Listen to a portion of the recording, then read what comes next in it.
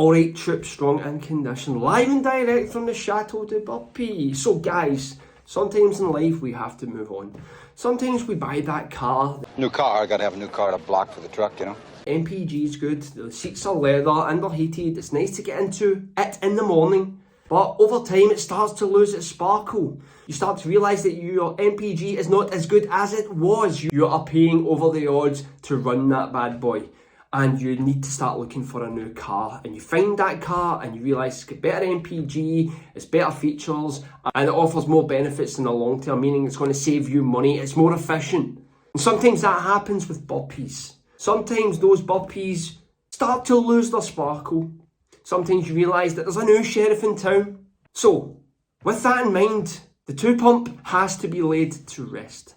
And the reason why is because the kick-out Burpee offers the same amount of push-ups, but that extra leg movement adds a secret spice to the mix. It's a secret sauce. It's almost the equivalent of Kentucky Fried Chicken's secret recipe, but in Burpee form. Therefore, we are replacing the 2-pump with the kick-out Burpee. Now, this ties in with the Burpees for Beginners playlist because the logical step after performing 100 unbroken burpees would be to move on to the 2-pump.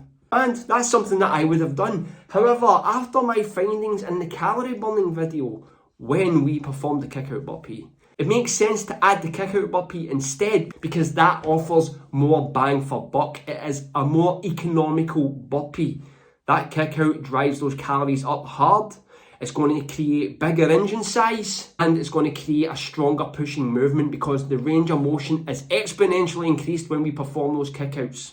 Therefore, the kick-out Burpee is our plan of action. We are going to focus at this point on the kick-out Burpee. So guys, this will be an exciting ride and it's great to bring a degree of variety into the Burpees for Beginners playlist in that respect because it is only going to make you a better and more efficient Burpee practitioner. And that ultimately is the name of the game. How do we get better at Burpees? We get better at Burpees by changing the stimulus.